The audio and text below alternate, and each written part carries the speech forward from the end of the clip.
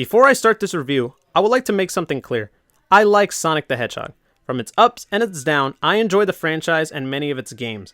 I grew up a Nintendo kid, but I always appreciated Sega, and specifically Sonic the Hedgehog.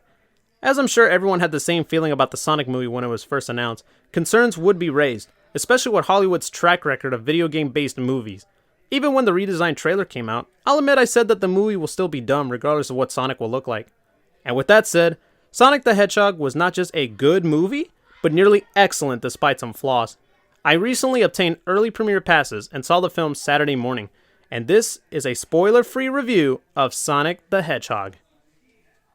In this film, Sonic is from a different planet and traveled to Green Hills, a small town in Montana, using special rings that was given to him in order to escape from capture in his world.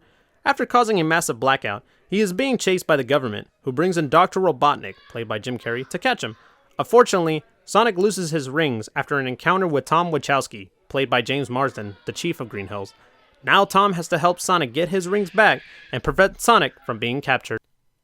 Sonic's character in this film, in terms of his behavior, how he moves, talks, personality, has so many homages to the games, and even the TV shows, such as The Adventures of Sonic the Hedgehog, Sonic Sat AM, and even Sonic Boom.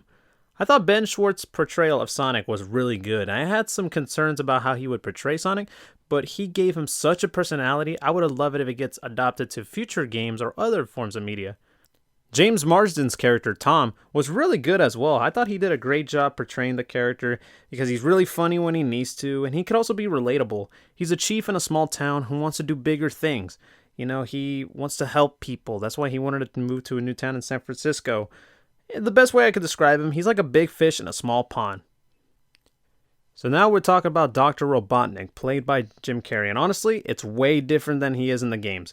Here's my take on Jim Carrey's portrayal. I'll tell you this right now. I like Jim Carrey. I felt he peaked around the late 90s into the early 2000s. I like him in Ace Ventura, The Mask, Dumb and Dumber, those movies. And I felt he was in the decline ever since those movies came out.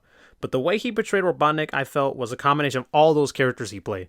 Like The Mask, Ace Ventura, Lloyd Christmas, but adding a little evil twist on him, especially in how Robotnik is portrayed. He's always boasting about how smart he is, bossing around the US government. Honestly, he feels like a total a-hole, and that's what I so like. It's like he's really kooky, really insane, and I feel like I would like to see more of Robotnik, the way Jim Carrey portrayed him. I did like how rings were used in this movie. Since Sonic uses them to travel to different realms, different planets, I could see this being used as potential sequels. Hell, in the mid-credits scene, which will not be discussed because it's a big spoiler, I will not spoil it for you guys, it already set up a sequel in a way. Now let's talk about the production of the movie. For starters, the action scenes in this film are well done. Some of them remind me of like anime or like an action movie like the Marvel movies, DC. Anime like Dragon Ball or My Hero Academia. Especially in the third act, there's even like a big homage to like some of the games. Like you could even tell which game is it. The visual effects are really nice. The design of Sonic worked really well for this film. I will give credit to Tyson Hess and the animation team for doing Sonic correct, especially after the first trailer, how terrible that looked. But I will say this, there is some issues I had in terms of lighting.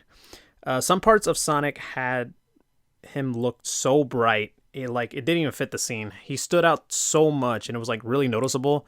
Like for example, he was like in a dark room and he was like so blue. He was like really bright and I was like, man, that doesn't seem right.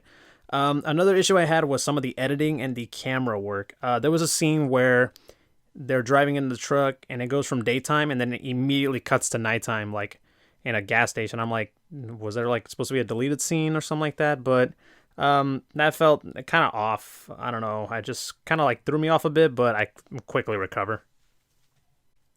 Overall, I went in this movie with low expectation and came out of the film enjoying it. At my showing, there was a lot of clapping and cheering, which is so insane, especially for a Saturday morning showing. You don't have to be a Sonic fan to enjoy this film.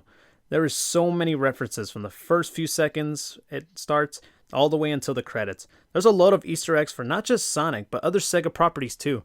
This movie is basically a love letter to Sonic fans. Director Jeff Fallon and the crew did a terrific job with this film. Sonic the Hedgehog is funny, action-packed, heartfelt, wholesome, emotional, and a must-watch for fans of Sonic young and old. I'll say it's up there next to Detective Pikachu as to how to do video game-based movies correctly. Overall, I'll give this film an 8.5 out of 10. Thanks for listening. Like, comment, subscribe, share, spread the word. Thanks for listening, and take care. Until next time, guys.